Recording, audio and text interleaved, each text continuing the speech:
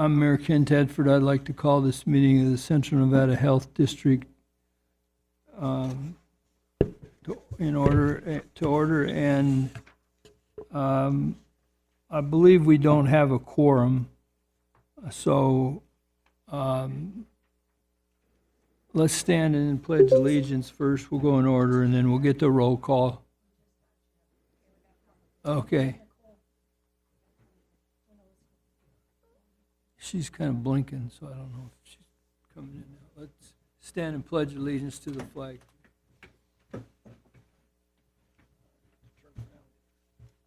This conference will now be recorded. I pledge allegiance to the flag of the United States of America and to the republic for which it stands, one nation, under God, indivisible, liberty and justice for all.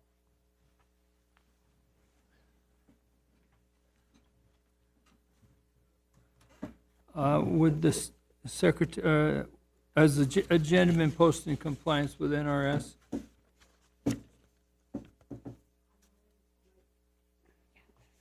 I, Lori Lightfoot, for the record, verify that the agenda of this meeting was posted on or before the 5th day of June, 2026, between the hours of 9 a.m. and 5 p.m. at all of the locations listed on the agenda. Okay, thank you. Would you please take roll? Chair Ken Tedford, Here.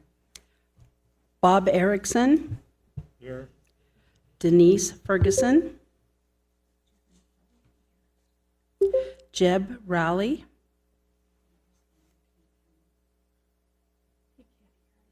okay, Dawn Witten,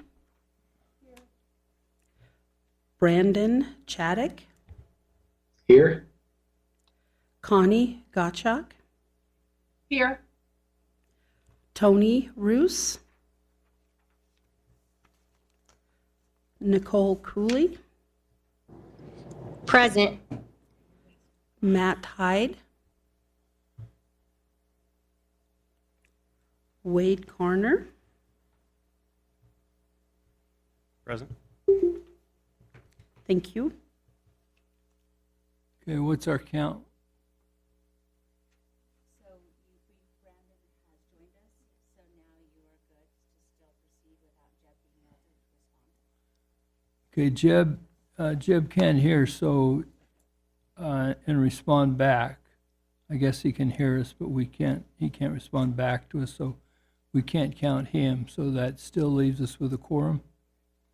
Okay, let's proceed. Item 5 is for public comment, general in nature, not relative to any item on the agenda today. Is there any public comment? No public comment, so we'll go to item 6, which is consideration and possible action on approval of minutes of the meeting held on April 16th, 2026. If someone comes off or on, you need to tell me when I hear those. Yeah, hello, this is Jeb in Eureka. I'm trying to get connected here if you can hear me. We can Okay, hear you, then- Jeb. Then Jeb's now entered the meeting from Eureka, so that's good. So does anybody have any corrections or additions to those minutes of April 16th? If not, I'd entertain a motion to approve those minutes. Mr. Chairman, Bob Erickson for the record. I move that we approve the minutes for the meeting held on April 16th, 2026. We have a motion to those minutes, a second. For the record, this is Dawn Witten. I second that motion. We have a motion and a second to approve those minutes. All in favor? Aye. Aye. Any opposed? Being none opposed, the motion carries and the minutes have been approved. We'll go to item 8 on the agenda. Really 7, I'm sorry. Consideration and possible action concerning review of the mass gathering permit application submitted by the Burning Man Project and the organization's request to maintain the 2,000 fee structure for 2026. Shannon. Good afternoon. For the record, Shannon Ernst. Just a moment. You all have a additional attachment from Burning Man that came in late this morning? Okay, good, thank you. Good afternoon, Mr. Chair. For the record, Shannon Ernst, Administrator. As previously done last year, we brought this mass gathering application before the board. The environmental health team did a complete review and provided the conditions that were necessary to meet the requirements. This morning, we did receive the letter from Burning Man outlining each item that we were requesting. The items here that have been noted are acceptable except for item number 5, which is a concern in the fact that DPBH does not oversee the epidemiology, which includes foodborne illness disease tracking and infectious diseases. So as part of the permit, we would need to have the public health statistics reporting to ensure that we align and we are monitoring those situations properly. This is no change. This is the same as we had last year and they have received in previous years.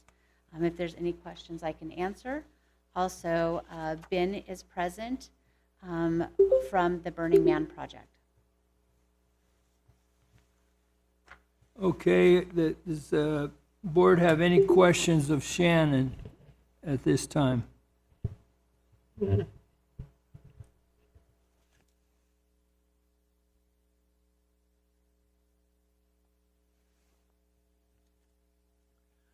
Okay, Ben, do you want to comment at this time?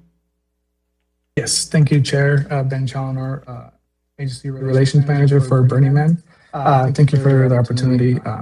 Under the number 5, the EMS reporting, we believe that under the temporary mass gathering permit, which governs food establishments, we believe that foodborne illness would be under the regulatory authority of the temporary mass gathering permit. So that is something that we can include in the reporting. Okay, that solves that. Any other comment, Ben, on what you have sent to us this morning? Yes, I just want to make a quick comment in addition to the letter, if you had the opportunity to read it or not. We had previously met with CNHD staff on April 27th, and they had mentioned that no additional items would be required by Burning Man for the 2026 permit application, which is why we submitted the application the same as we had in previous years, as per Nevada Administrative Code, Chapter 444, Section 548. And so we want to make sure that, we address that, that is stated. We want to make sure that we continue to work collaboratively with the Central Nevada Health District Board and the staff, and we look forward to continuing to make sure that we have a successful event. Well, I think we're trying to do our best, Ben, to be honest with you, but, we're just starting out, kind of. You were under the state of Nevada for a long time, and then CNHD became a thing for the 4 counties and the city. And I think at the beginning of all these, there's some bumps in the road that we have to go through. Hopefully that we've worked these out, that next year goes much smoother. When I look through your list and our list, it seems like we have really lowered the amount of issues that we've had with you in the past. We've learned a lot about you in sending as many people as we've done in the past couple of years, and you've learned a lot about us. And so I think we may have gotten to a point where next year will be quite smooth. And the things you mentioned that we should have done in April, maybe we should have, but we didn't. So hopefully that we will get those done in April for you too. We know it's a huge event and there's a lot of planning, and you don't need stingers from us in your side while you're going through it. So, and we want to be helpful too in making this a better event for you as you go through this. We're small counties and a small city, and we're used to working with groups in those counties and cities and trying to make them better. So that's what we want to do with you too. And that's our direction to staff, my direction in talking with Shannon, and that's the goal. And so hopefully we can get there, and I think it'll be much smoother next year, Ben, I really do. And if not, you have my apologies ahead of time. I appreciate that letter, the letter you sent this morning, because there are a lot of things that laid out very succinctly, and yet there were many items on that 7-point list that I think were covered and in a good manner.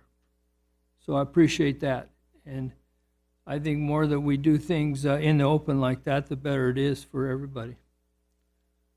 So thank you.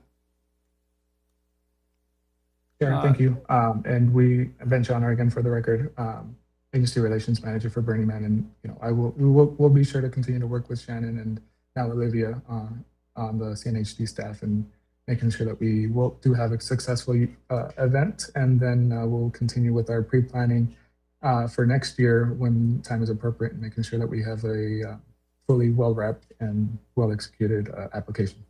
That sounds great. I think open communication and everything is the best way to go. So thank you. Any questions of the board for Ben? Seeing none, I think we can make a motion to that effect as is on the agenda for today.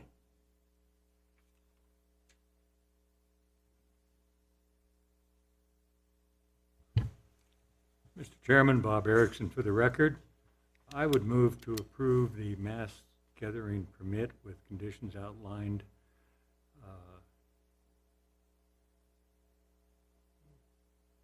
in the 2026 fee schedule in the amount of $51,302.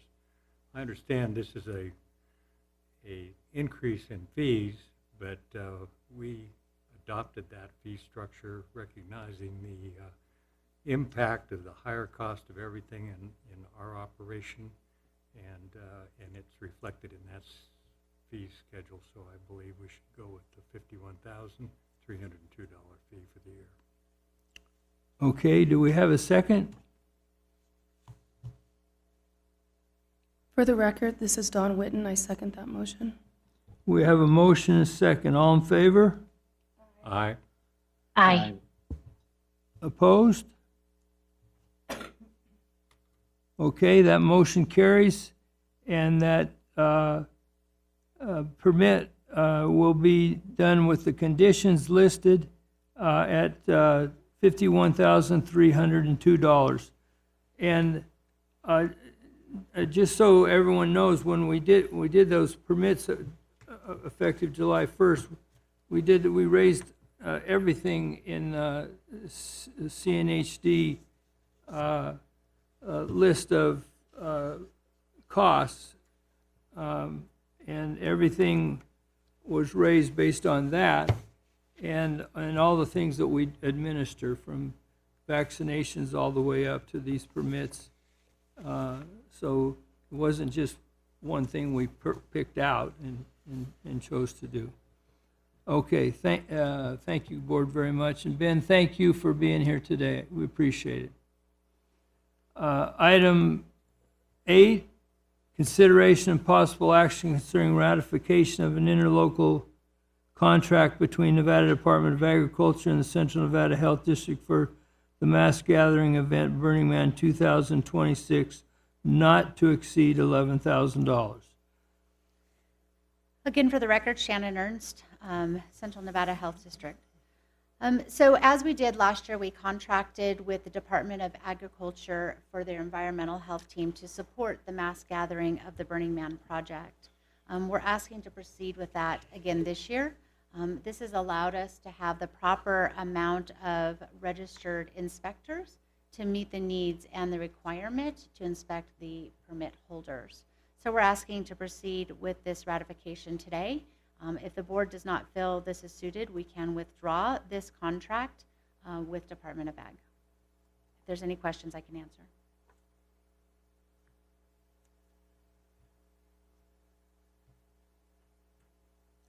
Okay, are there any questions of the board for Shannon? Is there any questions from the public for Shannon?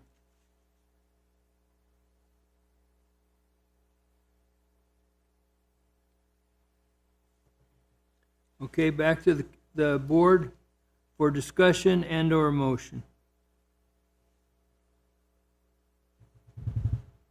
Mr. Chairman, Bob Erickson for the record. I would move we ratify the interlocal contract between Nevada Department of Agriculture and the Central Nevada Health District for the mass gathering event, Burning Man 2026, not to exceed $11,000.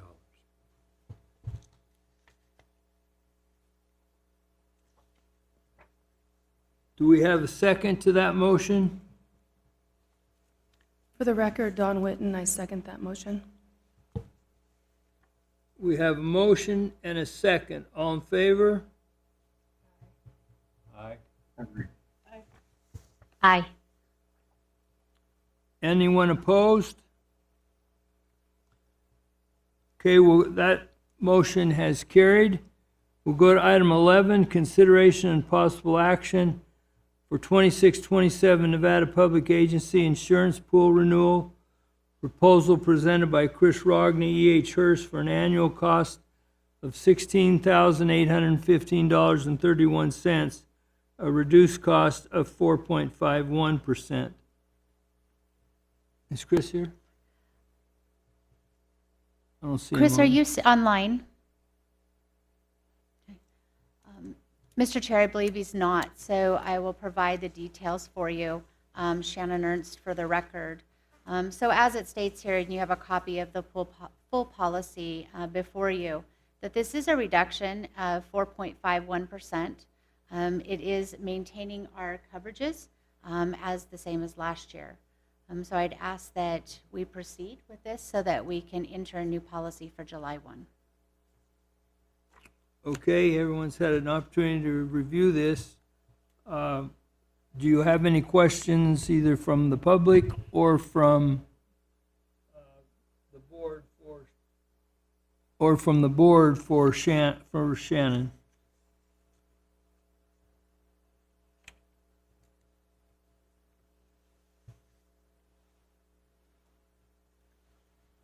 Mr. Chairman, correction, I believe this is item number 9 on the agenda instead of item number 11.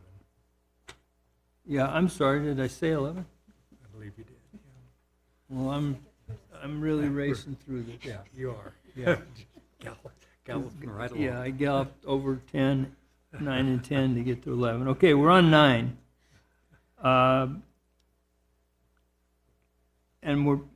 if anyone's confused, we're back to the insurance pool renewal from the E.H. Hurst Agency. And Shannon explained it. Any questions on it? Any from the public? Back to the council, back to the board for discussion or a motion. Mr. Chairman, I would move that we approve the 2026-2027 NPAIP renewal proposal for the annual amount of $16,815.31. Do we have a second to that motion? Nicole Cooley for the record, and I second. We have a motion and a second. All in favor? Aye. Aye. Anyone opposed? Okay, we'll go to item 10 before we get to 11. Consideration and possible action concerning a presentation of KPS 3 regarding a website strategic brief and approval to proceed with the new site development. Shannon. For the record, Shannon Ernst. I would actually like to introduce Brooke Bentley and Sarah Polito from KPS3. They've done an amazing job working really with a group we put together to identify how the website should proceed. We wanted to make sure that we had adequate input as we launch this. So today they're going to present briefly the strategic overview of the findings and how they'll be moving forward. And welcome, Brooke and Sarah. Thank you, Shannon. Thank you. Thank you to the board for having us. We are going to be sharing screen here in just a moment. But we are KPS3. Here today is myself. I am the Executive Vice President at KPS3, and I'm joined by Brooke Bentley, our Account Director. Just a little bit about KPS3. We serve a variety of clients here in Northern Nevada, and we've been in business for 35 years. We're employee-owned. We have 45 full-time employees as well. And then we do a lot of different things besides websites, and we've been really fortunate to work on some different campaigns actually in your neck of the woods, and are really excited to be here today to work to explain to you what we're going to be doing with the website. We have had the opportunity to meet with 8 different people. So through that, we have distilled down a lot of the information that we're going to share today, and then of course brought our own marketing perspectives to this. Our overall goal for the website is to create a trusted and easy to navigate website that connects Central Nevada communities to the services, information, and resources that they need. So that's our goal when we're working through the website. Some other specific goals that we have, that one is of course the overarching, but it's to build a website that's going to link services directly to the counties, Churchill, Eureka, Pershing, Mineral, and of course the city of Fallon. We really want to make sure that what we're building is going to land and going to resonate with all the different audiences. We want to establish a solid foundation for the website's navigation, so how people are able to take the journey throughout the website, that they can find things quickly, that they have less clicks. And so that's very important to us. And then of course we want to design something that's going to be visually appealing, that's also going to be adhering to all of the ADA compliance. It's a really big deal for any government organization that ADA compliance is followed. But we also want to make sure that the design is going to both be appealing and then also has the ability to have some staying power, because we know that this website needs to last you for a couple of years or even beyond that. We also are going to be working very closely with your team to talk about how to develop the content. When we create websites, it's a lot like building a house. Right? You get the house and then you have to move in and you have to bring the furniture and you've got to paint and you've got to do all those things. The content, the words that go on the page and the photos that are selected, that's what we want to help advise your team on how to structure that content properly, again, so people can find the information that they need. We'll also be setting up Google Analytics to make sure that the website can be easily measured and all of you will have access to know how many people visited the site each month, how many people, how long did they spend on the website, what pages did they visit, all of those sorts of things. What did they click on? That's really important to us too, that there is some accountability for how people are using it. And then finally, we want to make sure that the CNHD team is able to make updates easily and smoothly so there's no friction, so the information continues to remain up to date and relevant at all times. So those are the website goals that we've outlined. As I mentioned, we did talk to 8 different people about the website. We talked to 2 board members. We talked to staff as well. So some of the key findings that we had heard throughout those calls was that the website really is not functioning that effectively. And when we go and view it, and we've done our own audit, we do agree with that assessment. Users do struggle to find the information. They struggle to be able to complete the tasks or to even navigate to the information that they need. And so again, we were really honing in on all of our work on how do we make it easy to find the information? How do we make sure everything is there, really, hopefully with 1, max 2 clicks. Many residents don't know that the website exists, and also they don't really fully understand the breadth of services and impact that CNHD has for the community. We also recognize that the website currently lacks a strong connection to the communities that it serves. There are some stock imagery and not a lot of personalization for, let's say, Pershing County of of how the services are given to residents in that area or to the business members there. So again, just thinking through that. And then finally, we also recognize that the information just requires too much effort to get to it. Again, really difficult to find it. So those were the key findings that we had received throughout our discovery calls. And then also we have confirmed all of that through our research as well. And I'm going to toss it to Brooke to talk through our audiences as well. Thanks, Sarah. Brooke Bentley, KPS3 for the record. And I apologize, my system settings are not allowing me to share my screen, but I know this presentation was in your guys' board packet, so appreciate you rolling with us while we kind of just chat through this. So on the audiences side of things, we wanted to consider 4 groupings. And really we have 2 primary groups that are primarily what we're considering with the use of the website. And the first group of that is going to be the residents in CNHD. So those could be adults, parents, young adults, seniors, caregivers, anyone that might be coming to that site for additional information, whether that's for services or just to inform themselves. Our other primary audience we're considering with the website is business owners and operators. We know you guys do a ton with various small businesses, restaurants, childcare providers, salons, cottage food operations. I could list them all, Burning Man. And so we want to be sure that those entities can quickly come to the site and find the information that they're looking for as well. The other 2 groups that we've considered are a little more secondary when we think through our audiences, but we do want to consider them in the organization of the site and the structure of the information as well. And one of those is hospital staff. So we know administrators or physicians may be coming to the site for information, or they may have people in the community that they're going to refer to the site to find information. So we want to consider them along this process as well. And then of course, Nevada state health officials, we know you guys work really closely with a lot of entities. And so being sure that we've got those various levels considered as well. Again, whether that's them seeking specific information or referring someone to the site as a source too.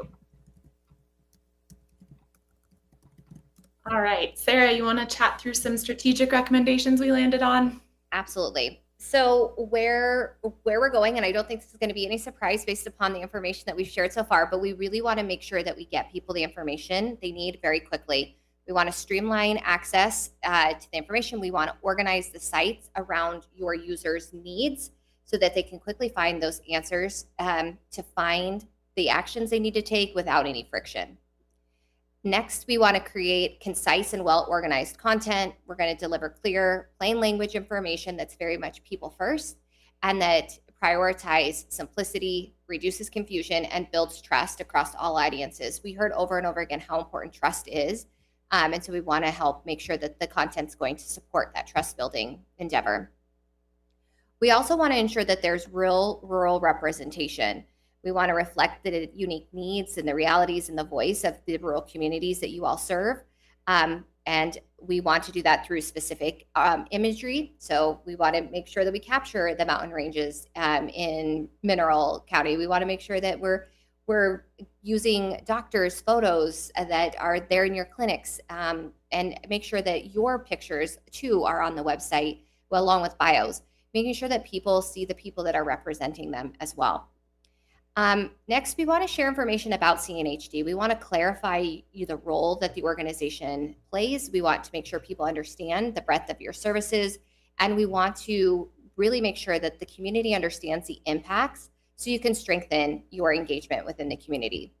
And again, that just leads back to building trust with the people you serve and the businesses you serve. Outside of this contract, as like a phase 2, we have recommended that we potentially add on to this contract at some point where we would love to have people be able to submit their permits through the website. Right now what happens, people have to go to the website, they have to download a document, print it out, or go to the office to receive the printed form, fill that out, and then hand that in or scan it and email it in. It would be a wonderful improvement to allow people to do that right there on the website. It will again remove that friction and allow people just to have a very modern experience with the website. And then also, we would recommend finding a way to get the word out. Again, expanding awareness about CNHD through targeted campaigns that help educate your community about the role and the services. And then, of course, directing them back to the website where they can learn more, find out about clinics, look at your various events, learn about your board members, and then, of course, if they're businesses, learn all the information that they need through the environmental services element. So those are two things that we have seen that are not within this contract, but we do think could be of use in the near future. Perfect. And then, of course, we're happy to answer any questions or comments that you all may have. And again, appreciate your flexibility with the screen share not working on my end. But with the alignment that we've worked on with Shannon and the CNHD team, and of course, talking with all of you, our hope for our next steps here is to move into the design aspect of the new site, and then, of course, the development as well that will lead us to launching the new site.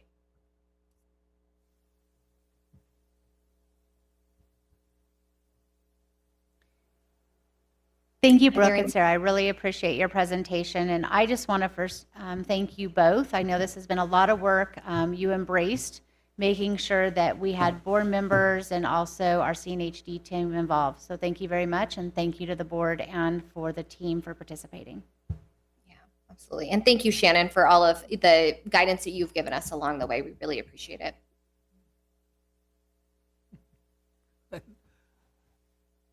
I liked your comment there towards the end, Sarah, about you wanted to modernize their experience.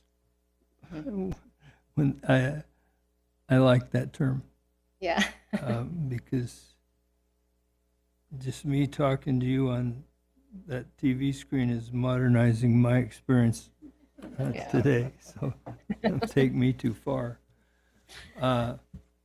But that's a great idea about being able to fill out a license and submit it or whatever online and not having to download the hard copy and bring it in. And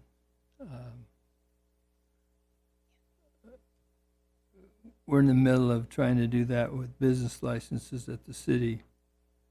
So people can actually never go to City Hall, and trying to figure out how to get the couple components done that seem to indicate they have to, but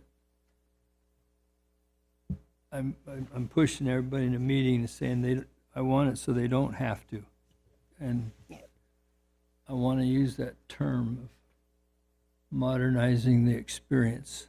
Yeah, I like that. Thank you. Yeah, that's the perfect term for this day and age. So thank you for that.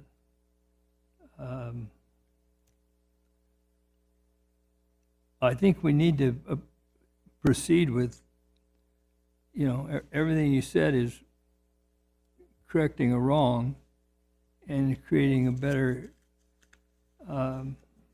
website that people can trust and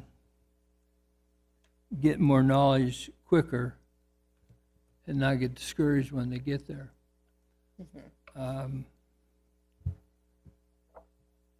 So I encourage the board to approve proceeding with a new site development.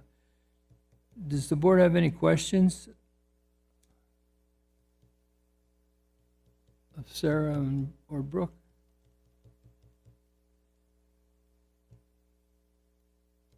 Yeah, hello, Jeb Yeah. Rowley for the record, and Eureka, just quick question. So then, does the proposal include that, current proposal include that modernization that you were speaking of the returning those type of licenses and permits within the website? Or is that to be added or worked at later? This is Sarah Polito for the record. It would be as a phase 2. So it's not included in this current website project. It would need to be added on at a later time. Often with our website projects, they're living, breathing resources to organizations. So there's oftentimes where things are put in phases. And so it's very, very common for organizations to earmark funds each year to help with different improvements to continue to stay modern. So this one would be one of those options to add on at a later date if you receive funding in the future.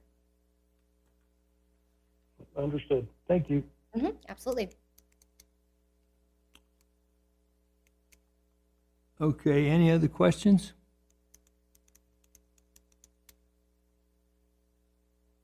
Any public questions?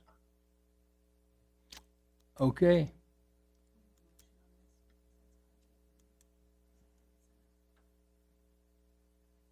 So we need a motion to continue the new site development from the board.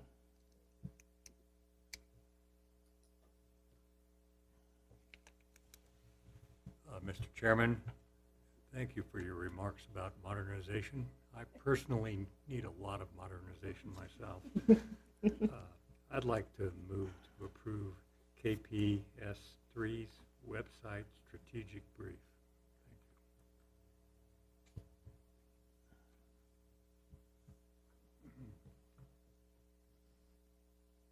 Do we have a second? For the record, Cole. Dawn Witten, I second the motion. We have a motion and a second. All in favor? Aye. Aye. Aye. Aye. None opposed?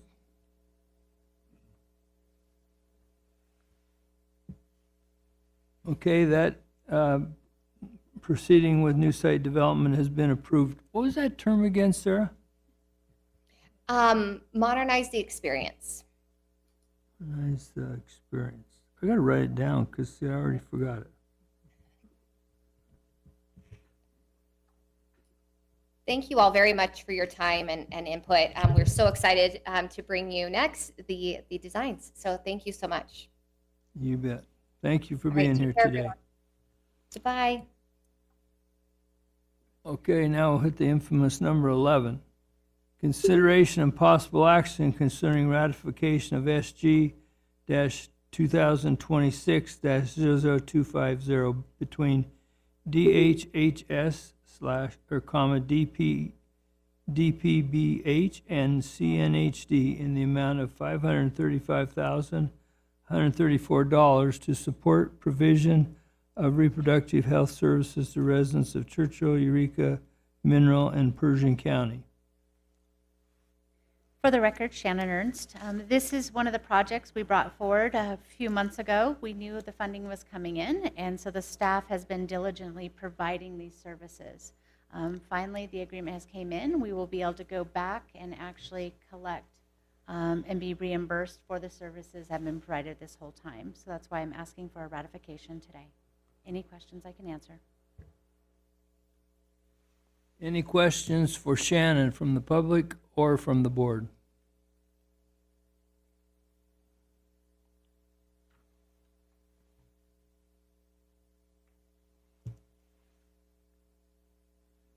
Being none, I bring this back to the board for a motion to approve.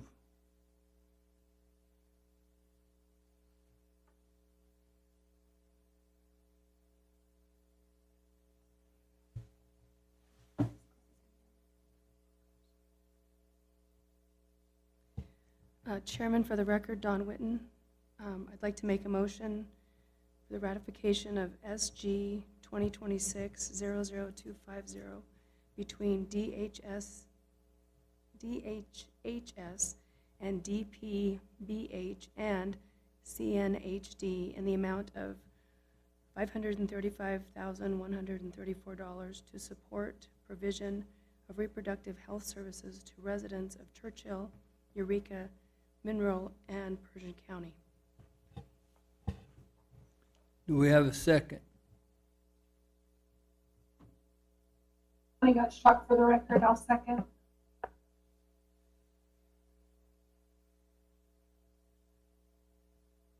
We have a motion and a second. All in favor? Aye. Aye. Any opposed? None opposed, the motion carries. And SG 2026-0250 has been approved. We'll go to item 12, consideration and possible action concerning ratification of a non-monetary memorandum of understanding between the Office of the State Epidemiology, DPBH 318 program, and the Central Nevada Health District. For the record, Shannon Ernst. We were provided an opportunity to partner with the state through the 318 program, which provides access for 340B, which is a reduced cost for many medications and so on. So today I'm asking this be ratified so we can launch this project with the state and access additional vaccines and medications at a lower reduced rate. If there's any questions I can answer.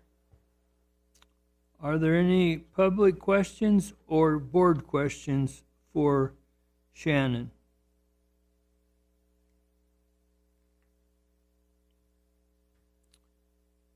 Being none, back to the board for approval or a motion.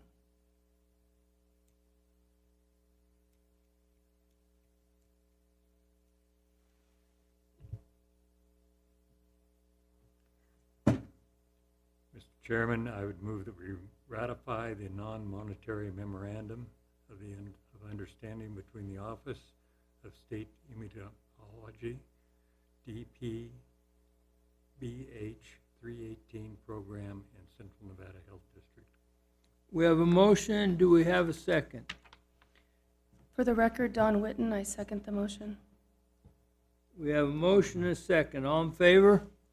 Aye. Aye. None opposed? Aye. Motion carries, and that non-monetary memorandum has been approved. Let's go to item 13, consideration and possible action concerning ratification of a letter of support for UNR Rural Health Transformation Program, WRAP, W-R-A-P-P. Shannon. For the record, Shannon Ernst. So through the Nevada Rural Health Transformation Program, there's many sections, and the WRAP is one of those. And so I've been speaking with UNR and evaluating what they could provide through the WRAP programs to enhance our rural health systems. And this is workforce development with incentives. So I did provide them a letter of support so they could make the deadline for this project. So I'm asking for a ratification of this today. If there's any questions I can answer. Any comments from the board or the public on item 13? This letter of support.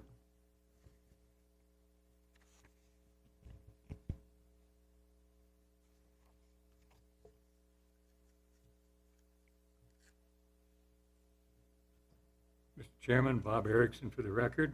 I would move that we ratify the letter of support for UNR Rural Health Transformation Program, WRAPP.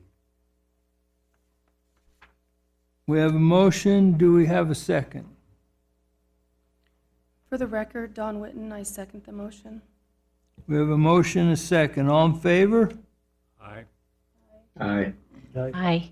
Any opposed? The motion carries and the ratification is good on the letter of support for UNR. Thank you for writing it. Item 14, consideration and possible action concerning reclassification of Olivia Diaz to an Environmental Health Specialist 2, Step 5, retroactive to May 4, 2026, based on passing the Registered Environmental Health Inspector certification on April 21st, 2026. For the record, Shannon Ernst. Mr. Chair, when we realigned the positions about a year ago, we did add a classification for an environmental health specialist 2. At that time, salaries were evaluated, and Olivia Diaz was under her certifications was not certified to go to the 2, but as a 1. Ms. Diaz has received that certification at this time as of April 21st. Based on how the pay structures fell at that time and where Olivia had started, we would have to provide her a 2.5% increase if we wanted to show her that incentive of going to a 2. And that would go to a step 5 on this. So what I'm asking for is that we do her reclassification to officially the Environmental Health Specialist 2, and increase her to the step 5. I would like to go retroactive to May 4th. That is the first pay period after her obtaining that certification. I think it is great for all of our team to work to gain more certifications and excel within the organization. And this is, I think, a way for us to show that support. If there's any questions, I can answer. Why aren't we making it retroactive to April 21st? Because normally within the county structure, it goes to the first payday after the action happens. And so that's what I aligned this with. But we're not really within the county pay structure. We're like, We are within their HR and their comptrollers. I can take whatever action you would like back to them, but normally that's how they align all. well, I'd like you to Steps. take April 21st back to them, because, will I do. mean, when we started this thing, we're under them. We're not under them. We're a separate entity that, for hire, we are using we're using Wade as an attorney. We're using the comptroller as the bookkeeper, sort of, even though we have our own bookkeeper. So I don't think we're like really under them.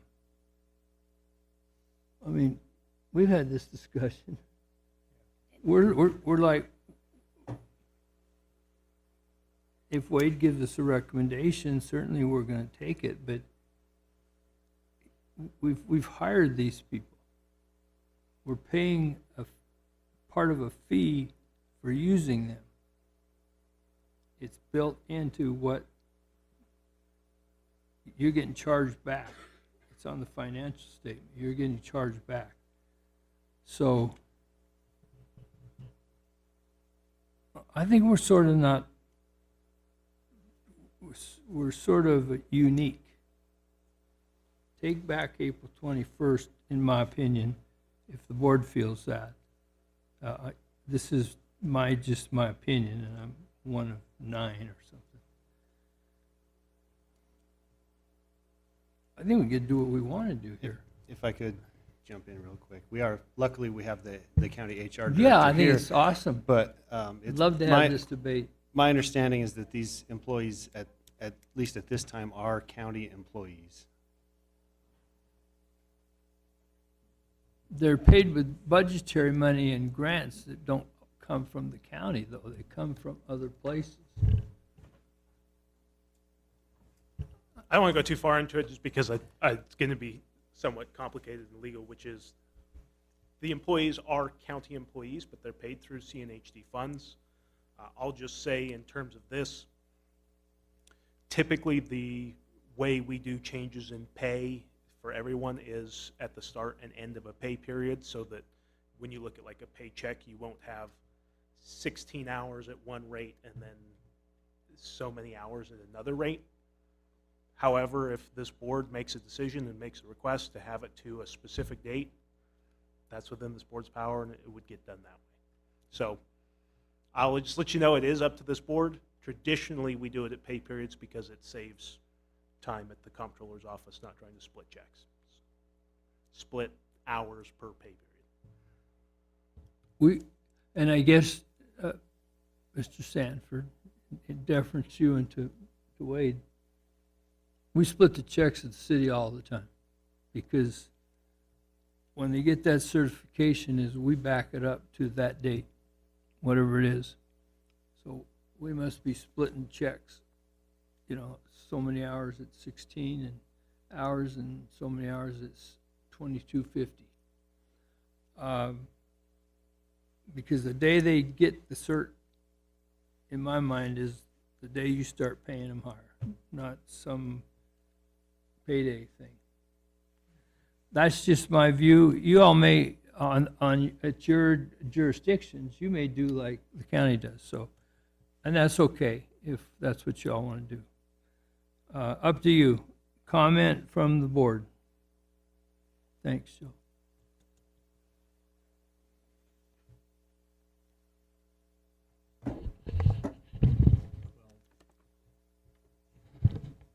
I philosophically concur with the mayor that when you base a promotion or an increase in wage on a certain requirement, such as passing the environmental health inspector certification, that the person should be recognized and enjoy the salary increase on the day that they passed it.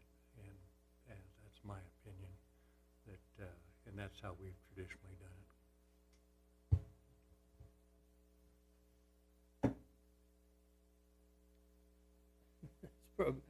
That's probably where I got it from, because he was mayor 8 years before I was, so it probably got handed down. So are we in a position to change our policy in this meeting going forward? Well, No, that's that's not changing anybody's policy, Okay. because Okay, this would be our policy. okay, We're not changing the counties. Right, County I stays the understand that. same.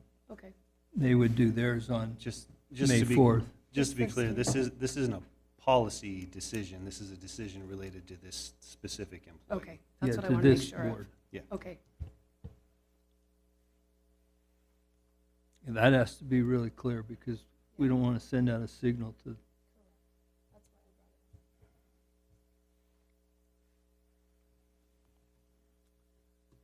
How about you out there on this TV screen?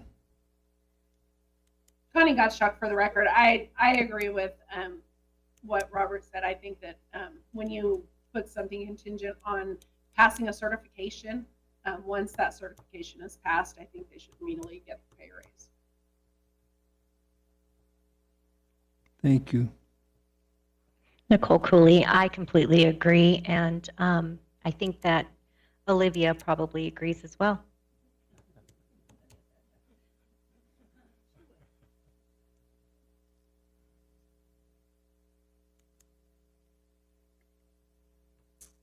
Any other comment?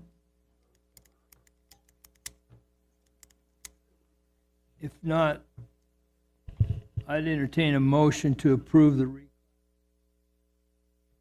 reclassification of Olivia Diaz to an environmental health specialist 2, step 5, retroactive to her passing the registered environmental health inspector certification on April 21st, 2026, and her pay retroactive to April 21st, 2026.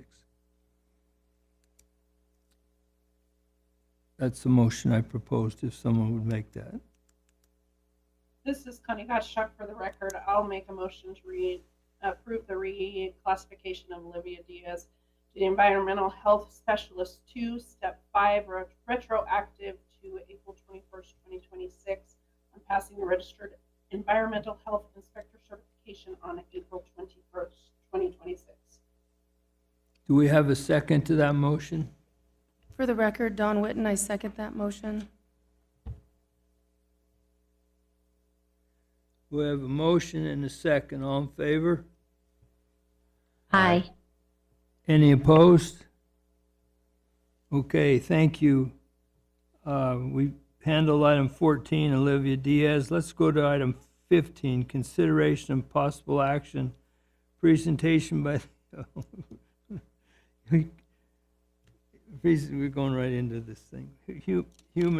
Presentation by the Human Resources on the Churchill County Comp Study with Physical Impact CNHD. Approval of the new tables, cost of living at 2% and increased merit annually of 3%. Now we're hugging the county. Mr. Sanford. Thank you, Mr. Chair. Joe Sanford for the record. I just want to go a little bit in order on what happened. Churchill County decided to perform a compensation study over all of the county employees starting in December of last year. We have completed that study, received recommendations from a contractor, and the board has adopted a decision to implement that compensation study for county employees. CNHD employees were not specifically included in the compensation study. There are, I believe, 2 positions that are relevant to both organizations, specifically the office specialist and the resource liaison positions. Is there another? Oh, grants and fiscal as well. Oh, grants and fiscal. I'll get to it in just a second. So those positions were done altogether. However, the other positions were not. And so when we were looking at this, the board moved to a new pay scale, a new pay schedule. Our old pay schedule had 100 steps with 2.5% increases between each grade up to 100, and then 13 steps on the pay range with 2.5% between each of those steps. As part of the evaluation, our contractor recommended a more condensed and consolidated pay table. They just gave a little more meaning to each particular step and a little more basis to identify similar positions. And so the board has adopted a 29-step table. I've given you a copy here, and it has 11 steps total. Between each of these grades is a 6% increase, and between each step is 3%.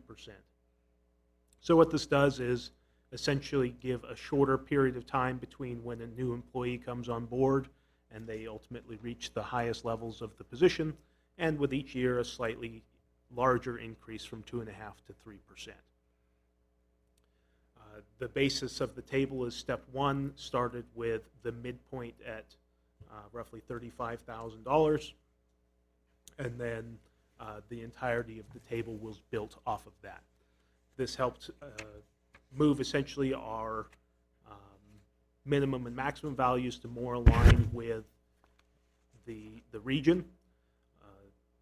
This was a market-based compensation, so that means that we looked at peer organizations throughout the region. It was the City of Fallon, large members of this CNHD included. So City of Fallon, Washoe County was included, Lyon County was included, Story County was included, Douglas County, Pershing County, Nye County. I should have wrote down that whole list, but essentially we used 10 peer organizations total. Based off of that, a market assessment was made. As long as at least 3 matches were made for a particular position, it was considered as something having some peer relation. And then after that, the position was scored for how much the position relates to like positions in the organization, and a number was assigned. So that's the basis of the evaluation that was done, and the new pay table that was created. Now for CNHD, because those positions were not specifically evaluated, if you look at the next document, these are the positions that relate to CNHD. And what we did was we looked at our current pay scale, and we found the midpoint position of that grade. So for example, say the CNHD administrator. We would look at this and we would say the current grade 85. We would look at the current pay table and find the midpoint, and then we would go to the new pay table and find the grade that has the midpoint that is closest, that is not a decrease. And that grade would become the grade that we assigned to the CNHD employee. And then we would go to their current rate and look for the step that the employee is currently earning that would also not be a decrease. So in this case, the grade 85 correlated to grade 26 on the new table, and step 10 of grade 85 correlated to grade 26, step 8. And that is the closest it could be that was not a decrease. Then you'll also see that we had a 2% COLA in our table because that was what was made and approved by the board. I'm not sure if the CNHD board had actually chosen to do a COLA or different. If you choose to adopt the same COLA, then it will mirror the exact same that we have. If you adopt a different one, we'd need to create a different table. And so that is how each of those employees was placed onto the new pay scale and the new pay table in a manner that I think most closely reflected what the CNHD department already had.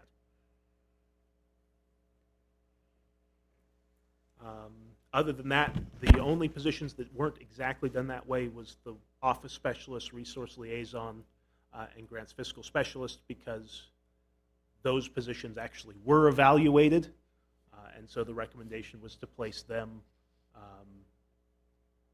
exactly as we did for the county for those same positions. And particularly, it's important for your organization because without doing that, you would have some employees who have been here longer that end up being paid exactly the same as somebody who is new. So I'm happy to answer any questions you may have as it relates to the impacts of the compensation study for CNHD. And Mr. Chair, I just would like to add, this is Shannon Ernst for the record. I have met with almost 100% of the staff and explained this comprehensive study. We received this just last week. And so they could understand how these impacts really came across, what the county provided, and what I was bringing to the board. Further with this, I've included in the motion, the Churchill County has adopted now it to be 3% in between each step.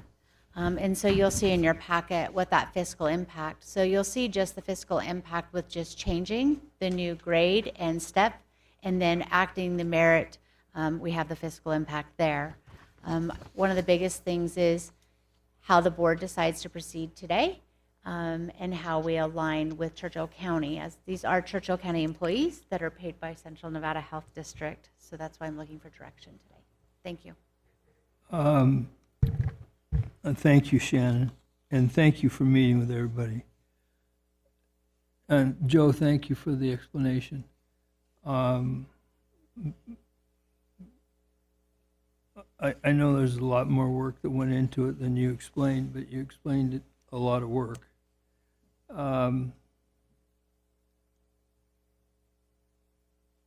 The office specialist and the resource liaison, where you have 7,626 with 2% COLA, that COLA is not in the 2433 and the 2230. Correct? It's only in the 50 and the 46.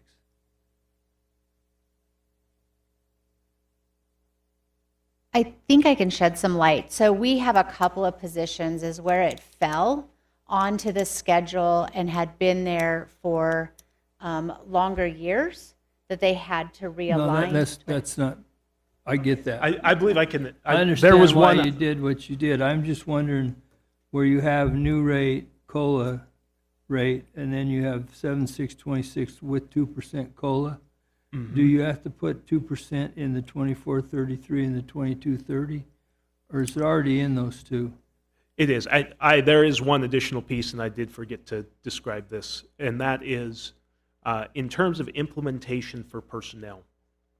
The way Churchill County chose to do an implementation was based on the number of years that the person had been in the position. And what that meant is if you had been, say, an office specialist for 3 years, then you would move to step 3 on the new pay scale, even if that would be regardless of what that number was in terms of an increase.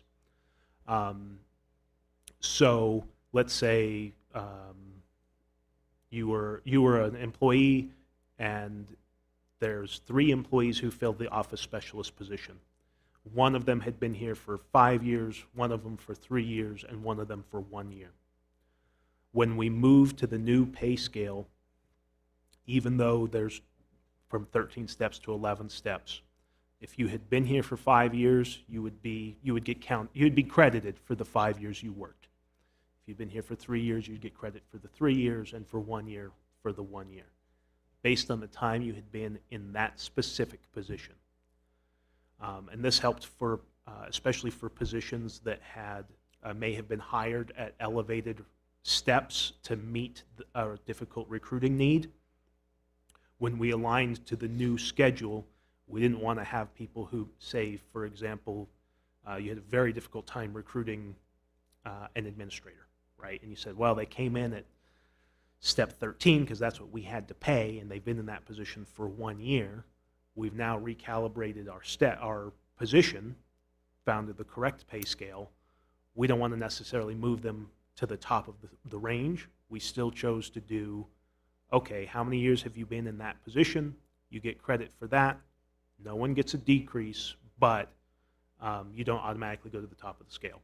So if you look at this particular list, the 2433, that was because if you look at the new rate column, it says 2182.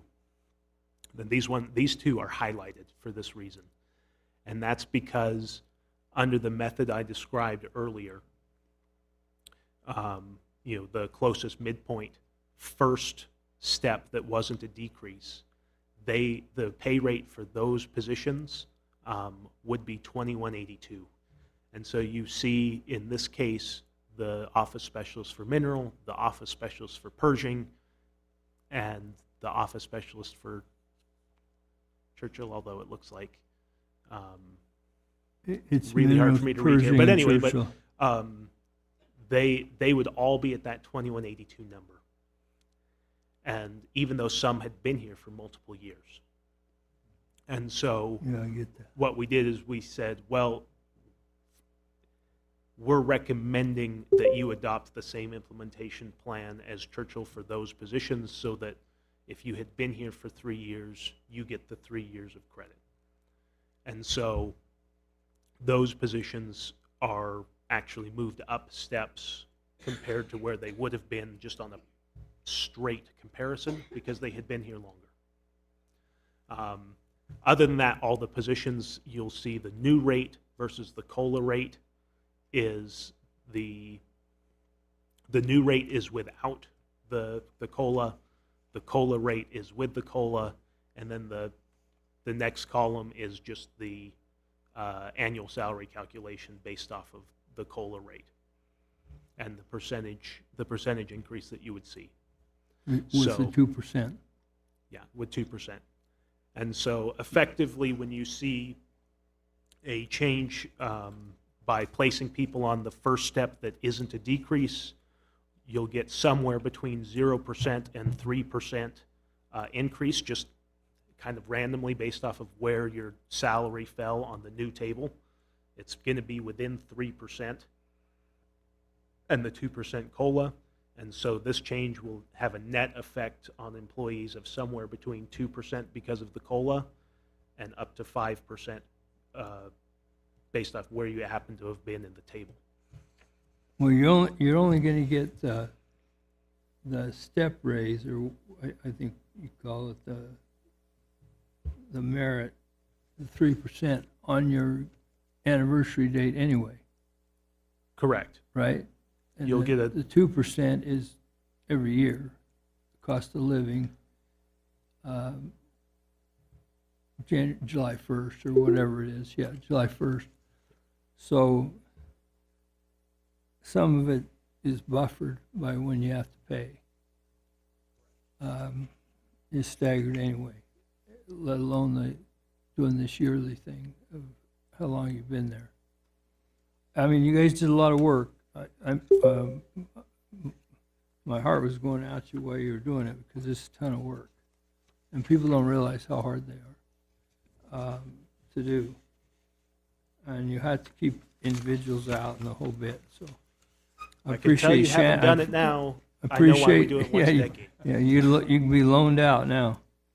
I appreciate Shannon's work, because it's hard to sit down with your employees and explain one of these things. So You know, Bob and I've had to do that before, but, so thank you for all that work you did for the county. Are there any questions of Joe Sanford? Or Shannon, for that matter? From the board or the public? Any questions from the public? Okay, let's come back to the board action. I certainly agree with the 2 and the 3 for implementation on July 6th. Could someone want to make a motion to that effect, or is that good?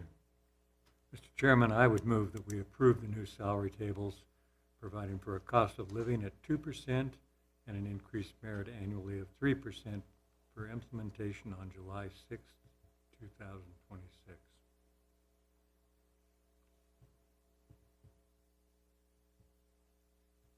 We have a motion. Do we have a second? Nicole Cooley for the record, and I second that motion. Thank you. We have a motion and a second. All in favor? Aye. Aye. Any opposed? None opposed. The motion carries, and the new salary tables have been approved with a cost of living at 2%, increased merit annually of 3% for implementation on July 6th. Okay, thank you, Joe. Appreciate you. Appreciate what you do here. We'll go to item 16. We got a lot of items today. Consideration and possible action concerning the resignation of Dr. James Zubernis as a member of Central Nevada Health District Board, and authorization for the administrator to release requests for a new doctor representative member of the board. Mr. Chair, for the record, Shannon Ernst.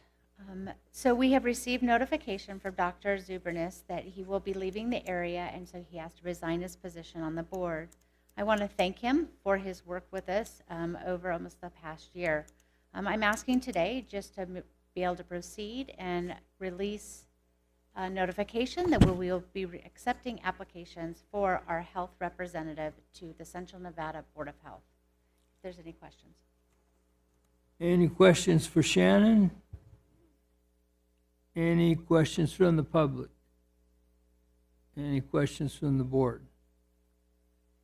If not, I just entertain a motion to accept Dr. James Zubernis' resignation.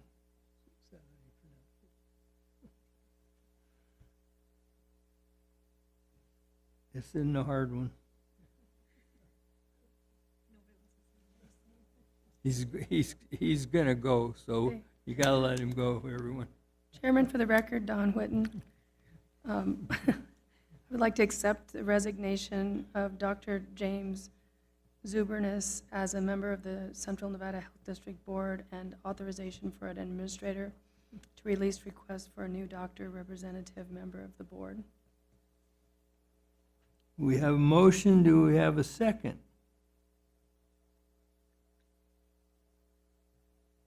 Mr. Chairman, Bob Erickson for the record. I'll second the motion.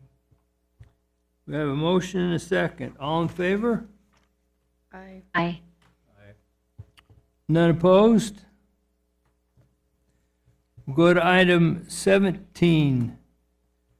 Consideration and possible action, agreement with the Department of Agriculture to assist with environmental health staff vacancies and oversight until the environmental manager position is hired and trained with an anticipated physical impact not to exceed $1,700 per week, and to authorize the administrator to execute. Shannon. Mr. Chair, again, for the record, Shannon Ernst. So with the gap in our environmental health manager, in order to maintain compliance and oversight, we do need to look at bringing in someone to do this. I did reach out to the Department of Ag, and Teresa Hayes has overseen programs in the state for several years, and they have agreed that they could provide us not only that oversight, but the support. Ms. Diaz is doing a wonderful job. My biggest thing is I do not want to overwhelm Ms. Diaz in her position. one, and two, we want to maintain our inspections properly, so she does not get too far behind as this position is being filled. So I'm asking for approval to enter into this agreement. The final agreement is at review at Department of Ag. Mr. Carner provided us a draft. I have submitted to him for review, so I'm asking for the authority to execute that if this is approved today when it is received. Any questions I can answer? Any questions for Shannon from the board or the public?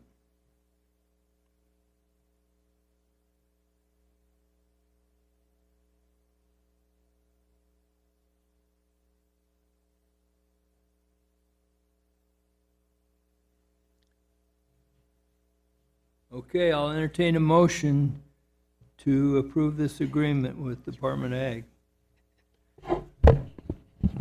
Fumbling here.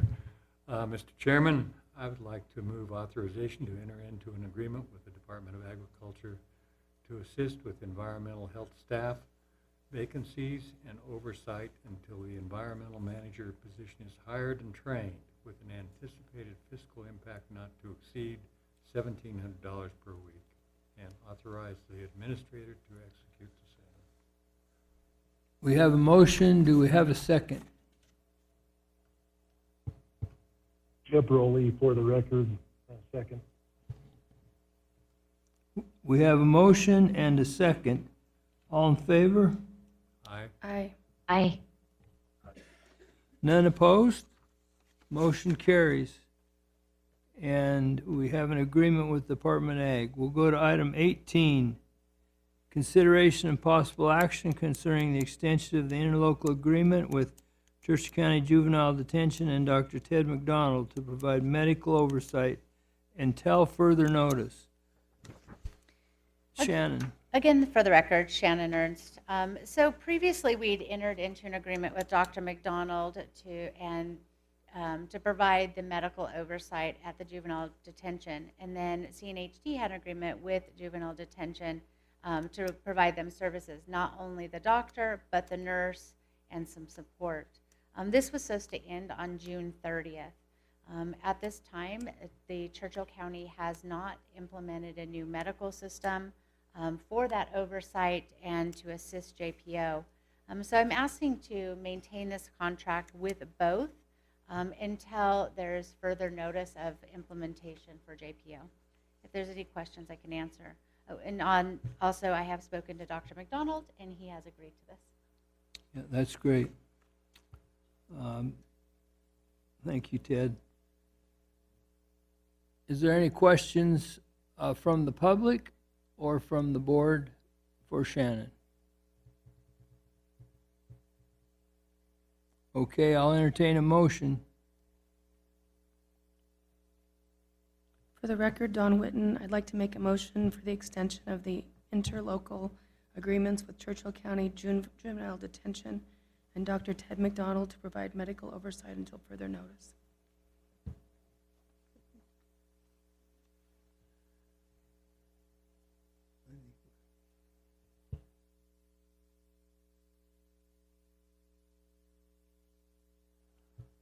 Do we have a second?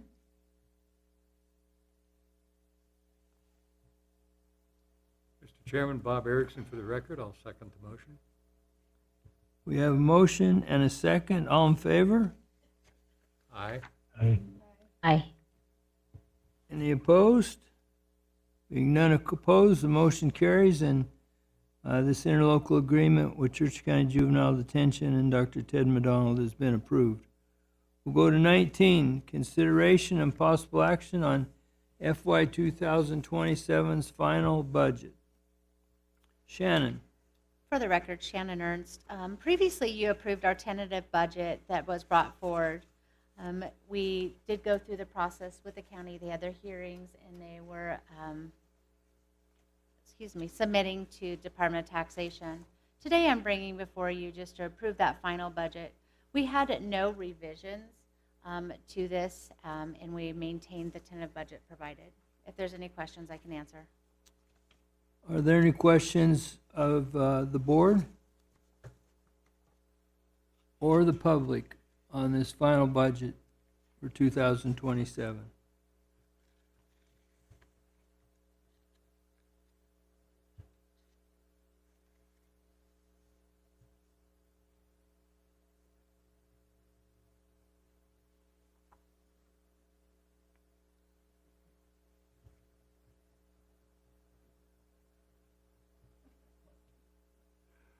Mr. Chairman, Bob Erickson, for the record, I would move that we approve the final budget, which has been submitted to the Department of Taxation as required. There were no revisions from the first review. We have a motion. Do we have a second? For the record, this is Dawn Witten. I'd like to second the motion. We have a motion and a second. All in favor? Aye. Aye. None opposed? The motion carries and the final budget for FY27 has been approved.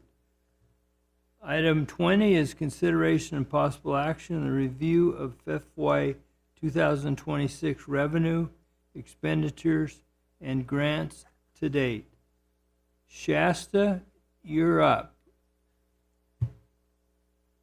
Good afternoon, everybody. This is Shasta Garrison for the record.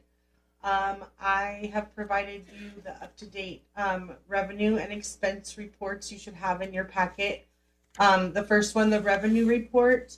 As of June 3rd, we have brought in just over $1.2 million. So that's about 48.2% of our budgeted amount. I would like to note, so the family planning grant, which you guys ratified today, all of the RFRs dating back to July have been submitted, so we should be seeing quite a bit of revenue from them here shortly. Expense wise, we have expended just about 1.5 million, which is 63% of our annual budget to date. And then the last sheet is your grant, I'm sorry, I can't talk all of a sudden. The grant data outline sheet, which just kind of shows where we currently are with each of our grants.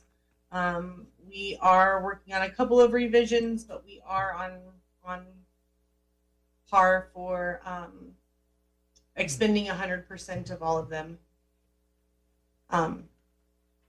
If you have any questions, I think that's all I have.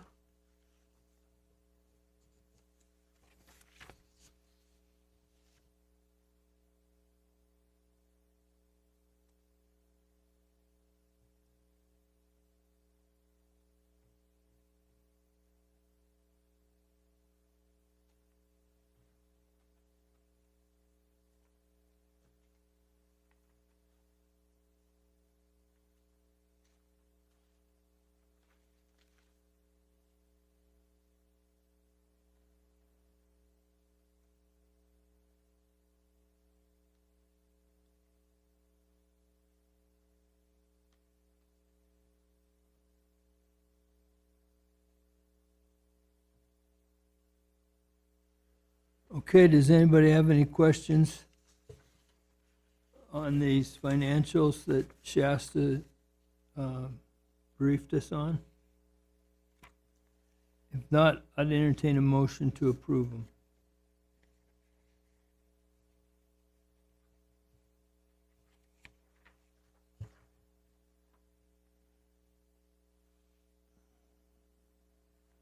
Mr. Chairman, Bob Erickson for the record.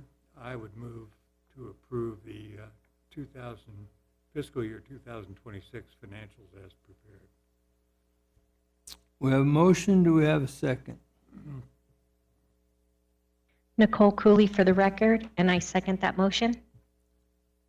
Thank you. We have a motion and a second. All in favor? Aye. Aye. Anyone opposed? None being opposed, the motion carries and FY26 financial have been approved.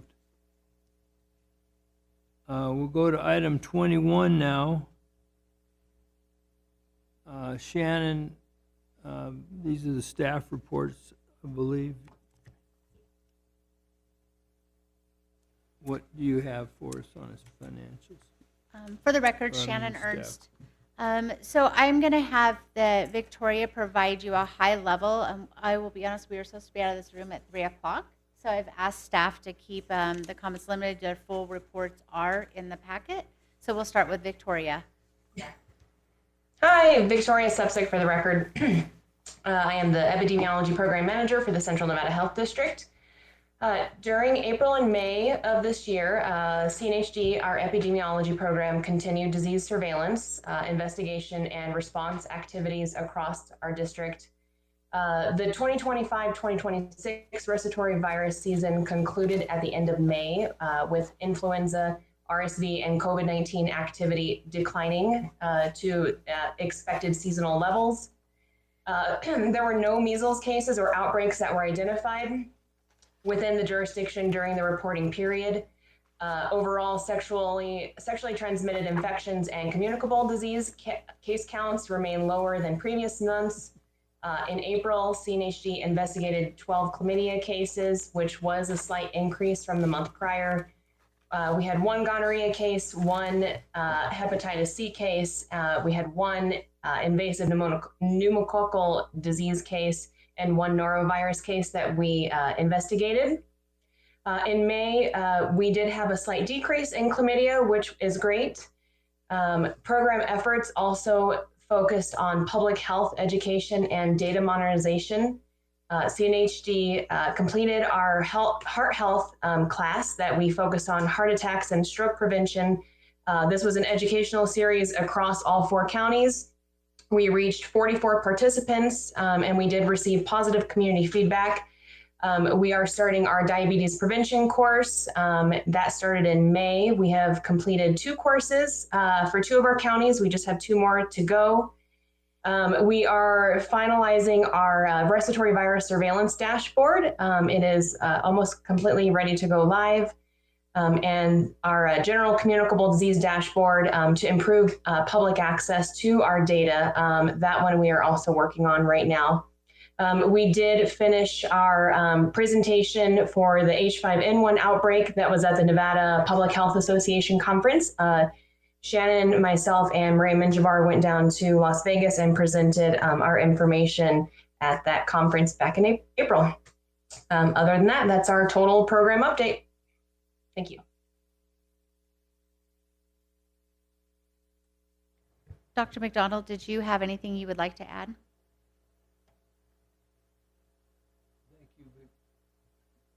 Thank you, Victoria.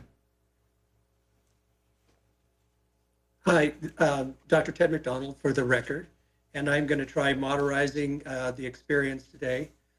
The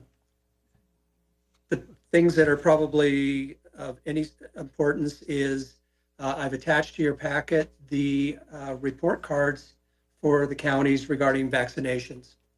I'm not going to go into what it kind of all breaks down into, but it gives us an opportunity to talk with the different counties. We can, celebrate successes like when we look at Eureka County's vaccination is, in the kindergarten areas is 100%. So kudos to Eureka. But there's other areas that point to areas where we can be successful in bringing a lot of our vaccination rates back up to a level where they're going to be more effective. It also gives us an idea of where to focus on having resources maybe available where there could be possible outbreaks with measles. So that's what I got. So hopefully that's modernizing your experience today, that you get some time. I could tell that modernization came through all the way through this microphone. Ted, thank you. You're very welcome. And Mr. Chair, I just have a couple of things I would like to brief the board on. We had applied for the 3 Rural Health Transformation Fund program. We've submitted 3 applications. We were denied on all 3. I did receive the feedback from those applications on Monday. We ranked very well. It was just found that we should apply under different rounds. Mainly it was hospitals that were funded in the first one for high equipment needs. So one I'll be submitting at the end of this month, and the other two in the next round in probably January of 2027 is when they're anticipating. I want to let you know that we have our Public Health Preparedness Planner that will be starting on June 22nd. So we're very excited to welcome Scott Gladden with us. I will be out of the office in July for the NACHO 360 conference in Kentucky. I'll be looking at some APRN strategies with some other health districts as we continue to have challenges to fill that position here at Central Nevada Health District. For the environmental health manager, we did put that out. We had 2 candidates, one which was qualified, and we were supposed to be interviewing tomorrow, and she has withdrawn as of yesterday, so we'll be reposting that. One of the goals really with some of these positions is to cast a further spread, and so we're working with the Churchill County Human Resources Department to really put out these positions further, wider, specialty magazines, things of that sort. And with that, that's pretty much all I have. I wanted to make sure that everyone does note their calendar that we have the ribbon cutting before our next meeting next month at 2 p.m. And then we will have our staff and board dinner at 5 p.m. If there's any questions, I have a laundry list, but we are running out of time. I'm happy to answer anything. And that's in the other building, so don't come here in July. Correct. Our July board meeting will be at the Central Nevada Health District, Churchill County office, which is at 485 West B Street, Suite 101. Our remodel will be complete, and all of our furniture should be in place, so we'll be happy to welcome everyone there.